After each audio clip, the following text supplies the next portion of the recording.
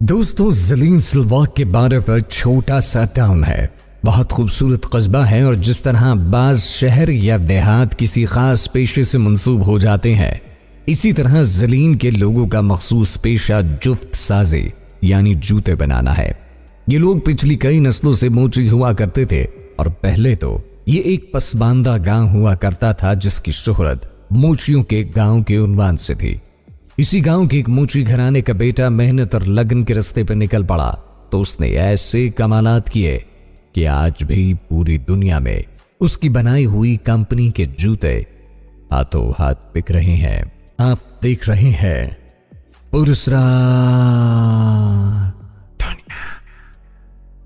दोस्तों, हम बात करने जा रहे हैं बाटा कंपनी के मालिक और मौजूद थॉमस बाटा की, जिसे बाना भी कहा जाता है और हर इलाके का वासी अपने इलाकाई लबो लहजे के मुताबिक नाम लेता है। कोई से बाना कहता है, कोई बाटा तो कोई बाड़ा। दोस्तों, थॉमस बाटा का खानदान भी सदियों से मोचियों के पेशे से ही वाबस्ता था और जुफ्त साजी का काम किया करता था। थॉमस बाटा ने बहुत बचपन में ये सोच लिया कि मुझे इस तरह की जिंदगी नहीं गुजारनी। मुझे जूतों को टांके लगा के सिर्फ 2 वक्त की रोटी नहीं कमानी, बल्कि मुझे कुछ बड़ा करना है। दोस्तों, जो इंसान कुछ बड़ा करने की ठान ले वो कुछ करके ही रहता है। थॉमस बाटा ने 1894 में अपनी बहन आना और भाई एंथनी की मदद से जूते बनाने का काम शुरू किया। चंद ही दिनों में उसने अपनी छोटी सी फैक्ट्री में 10 लोगों को काम पे रख लिया। इन 10 को 100 होने में कोई ज्यादा वक्त न लगा। फिर इस फैक्ट्री में मशीनों पर काम होने लगा। मशीनों पर काम आ जाने से प्रोडक्शन और बिक्री में बहुत इजाफा हुआ। तेजी से जूते बनने और बिकने लगे। दोस्तों, थॉमस बाटा ने यह सोचा कि आमतौर पर जूते लेदर के बनाए जाते हैं और चमड़े के बने ये जूते पहनने में सख्त होते हैं और लोगों को चलने में भी दुश्वारी होती है। इसी मुश्किल को जहन में रखते हुए उसने 1896 में तारीख का पहला कैनवस शू बनाया। दोस्तों, आम आदमी में और बड़े आदमी में यही फर्क होता है कि आम आदमी मुश्किल सोचता है जबकि बड़ा आदमी मुश्किल का हल सोचता है। 1896 में जब थॉमस बाटा ने पहला कैनवस शू बनाया तो उस वक्त उसकी फैक्ट्री में 120 लोग थे। दोस्तों, ज़िलैन, जो कि थॉमस बाटा का गांव था, वो निहायत ही पसमानदा इलाके में था। वहां पर आमदोरफ्त बहुत ही मुश्किल थी। जब थॉमस बाटा ने होश संभाला तो उस वक्त तक वहां पर रेलगाड़ी भी नहीं आती थी। बहुत अरसे बाद वहां पर पटरी का जाल बिछाया गया और रेलगाड़ी के जरिए आमदोरफ्त का सिलसिला शुरू हुआ। जब पटड़ी बिछी तो थॉमस बाटा ने अपनी फैक्ट्री रेलवे लाइन के करीब शिफ्ट कर ली। वो धड़ाधड़ जूते बनाता और बेचता चला जाता। मुसाफिरों की आते जाते हुए इस फैक्ट्री पर नजर पड़ती और उसे इस तरह शोहरत हासिल होने लगी। सन 1900 में उसने अपनी फैक्ट्री में भाप के प्रेशर से चलने वाली पहली मशीन लगाई। इससे पहले जुफ्त साजी में मशीनों का इस्तेमाल नहीं हुआ करता था। थॉमस बाटा के जरिए इस पेशे को नई सनती दौर मिला और 1900 में भाप के प्रेशर से चलने वाली मशीन के जरिए उस दौर का आगाज हुआ। सन 1903 में थॉमस बाटा ने पहली वर्कशॉप बनाई। अब बाटा नई नई मशीनें लगाता चला जाता। उस दौर में थॉमस बाटा ने बाज मशीनें खरीदी और यूं भी होता कि नई मशीनें इजाद करता। थॉमस बाटा जुफ्त साजी की बहुत सी मशीनों का बानी भी है और मौजूद भी।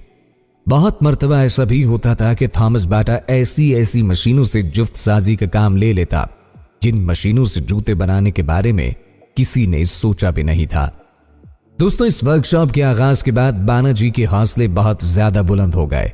उन्होंने मुख्तलिफ ममालिक के दौरे करना शुरू कर दिए ताकि उन्हें अंदाजा हो सके कि दुनिया में जुफ्त साजी का पेशा आजकल किस मोड़ पे है। कौन सी कौम और कौन सा मुल्क इस पैसे से किस तरह निबर्दाज़मा है। बाटा जर्मनी गया, उसने अमेरिका का दौरा किया, वो फोर्ड कंपनी गया और वहां का तफसीली जायजा लिया। उसने हेनरी फोर्ड से हजारों वर्कर्स को मैनेज करने का हुनर सीखा। इस तरह थॉमस बाटा का यह सफर सिर्फ सफर ही नहीं था बल्कि लीडरशिप स्किल सीखने का एक कैंप भी था। उसने इस सफर में एक बात तो समझ ली कि जब तक ज़िलैन एक पसमानदा गांव रहेगा वो कभी भी बैनुल अक़वामी सतह पर जुफ्त साज नहीं माना जा सकता। इसको ज़िलैन की गांव के बजाय एक बैनुल अक़वामी इलाका बनाना पड़ेगा। उसने इस सफर से वापस आके पूरे ज़िलैन को अपनी जिम्मेदारी बना लिया। बस फिर क्या था, जिलैन में तो जिन्नों की तरह काम शुरू हो गया। उसने पक्की सड़कों के जाल बिछाए, हर घर में एक एक टेलीफोन रखवा दिया ताकि गांव वाले कम्युनिकेशन की दुनिया में कदम रख सकें। ट्रांसपोर्ट का निजाम थॉमस बाटा ने जिलैन में मुतारिफ करवाया। हर घर तक बिजली पहुंचाने के लिए ग्रिड स्टेशन बनवाया। उसने अपने गांव में एक सिनेमा घर भी बनवाया जिसमें गांव वाले हफ्ते में 2 बार फिल्म देखने के लिए जा सकते थे। इस तरह उनके लिए तफरीह का इंतजाम भी हुआ। अपनी कंपनी के वर्कर्स के लिए उसने बेहतरीन सहूलियात की फराहमी को यकीनी बनाया। इन तमाम तर सहूलियात के साथ उसने अपनी कंपनी के वर्कर्स की रिहाइश भी यकीनी बनाई।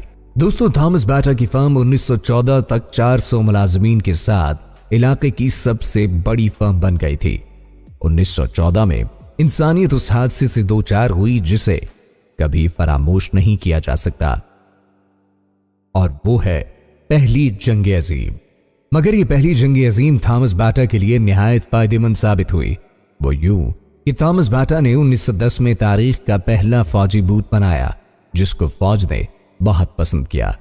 ये जूता फौजी जरूरियात के ऐन मुताबिक था। जब जंग अजीम अव्वल का आगाज हुआ तो उसकी फौजी बूटों की डिमांड बहुत बढ़ गई। इसी जंग के दौरान ऑस्ट्रिया की हुकूमत ने उसे 50,000 फौजी जूतों का ऑर्डर दिया। इस काम के लिए उसने अपनी फैक्ट्री की तौसीह की तो 4,000 मुलाजमीन हो गए। दोस्तों, देखते ही देखते थॉमस बाटा यूरोप का सबसे बड़ा शू मेकर बन गया। 1918 में जंग खत्म हो गई तो बाटा के कारोबार को बहुत बड़ा धचका लगा। बाटा कंपनी रोजाना लगभग 6,000 जंगी जूते सप्लाई कर रही थी और जंग के खत्म होने से यह सप्लाई अचानक बंद हो गई। ये सप्लाई अचानक बंद होने से कंपनी के 6,000 मुलाजमीन को तनख्वाह देना मुश्किल हो गया। ऐसे आलम में थॉमस बाटा ने आम खरीदार को अप्रोच किया। यूरोप में जगह जगह दुकानें खोली और 1921 में पहली मर्तबा बाटा की दुकानों पर 40% कमी पर सेल लगी। दोस्तों, आज भी बाटा की दुकानों में साल में 1 या 2 बार सेल लगती है और ये रिवायत आज भी बरकरार है। दूसरी जंग अजीम तक बाटा की सिर्फ जिलैन में 64 फैक्ट्रियां थीं। जिलैन से 10 किलोमीटर दूर उसने जहाज साज फैक्ट्रियां भी लगाई। दोस्तों, थॉमस बाटा 12 जुलाई 1932 में एक जहाज हादसे में इस दुनिया को छोड़ गया। उसकी वफात तक जिलैन की सब सड़कें पक्की हो चुकी थी। शरह खानदगी 100% हो चुका था। हर घर में बिजली, पानी और टेलीफोन की सहूलत वो अपनी मदद आपके तहत दे रहा था। उसने जिलैन में एक 100 मंजिला इमारत भी बनवाई जो यूरोप की सबसे बड़ी इमारत थी। उसके दुनिया के जाने के बाद उसका कारोबार उसके बेटे थॉमस जूनियर बाटा ने संभाल लिया। दूसरी जंग अजीम में जिलैन पर फजाई हमला हुआ जिसकी वजह से सब फैक्ट्रियां तबाह हो गई और बाटा खानदान कनाडा शिफ्ट हो गया। जंग खत्म होने के बाद वो लोग फिर वापस आए और अपने कारोबारी मामलात बहाल किए। 1970 तक बाटा दुनिया के 79 ममालिकों में 98 कंपनियां बना चुका था। इन कंपनीज में काम करने वाले मुलाजमीन की तादाद 90,000 को पहुंच चुकी थी और ये लोग जूतों के 2.5 करोड़ जोड़े सालाना बना रहे थे। दोस्तों, जिलैन में थॉमस बाटा के नाम से यूनिवर्सिटी कायम है। इस खूबसूरत कस्बे में बाटा कॉम्प्लेक्स ट्रेन के बिल्कुल सामने दिखाई देता है। अलबत्ता अब कंपनी काफी इख्तलाफात का शिकार हो चुकी है। आधा बाटा खानदान कनाडा में रहता है और दूसरा धड़ा ब्रिसेल्स में। दुनिया में जूतों की यह सबसे बड़ी कंपनी 2 आलमी जंगों में अपना सिक्का बरकरार रखने में कामयाब हुई, मगर अब चीन ने दुनिया को सस्ते जूते फराहम करना शुरू कर दिए हैं, जिसके नतीजे में बाटा का कारोबार बैठ गया है और अब ये कंपनी बंद हो रही है। दोस्तों, जिलैन में जूतों का एक अजायब घर भी है जिसमें 1894 से लेकर 2008 तक जूतों के नमूने हैं। इनमें पाकिस्तानी खुद से भी रखे हैं जो इस म्यूजियम को इंडिया से किसी ने भेजे थे। इस कंपनी ने आज तक 5,000 जूतों के डिजाइन बनाए हैं, जिनमें पहला फौजी बूट, पहला स्पोर्ट्स शूज, पहला कैनवस शूज, पहला स्कूल शूज और पहले जनाना कमर्शियल सैंडल्स शामिल है। अजायब घर के दरवाजे पर थॉमस बाटा का मुजस्समा रखा है। और दोस्तों, बाटा कंपनी बंद हो सकती है मगर थॉमस बाटा कभी नहीं मर सकता, क्योंकि वो सिर्फ सरमायादार या सनतकार नहीं बल्कि इंसानियत का मोहसिन है।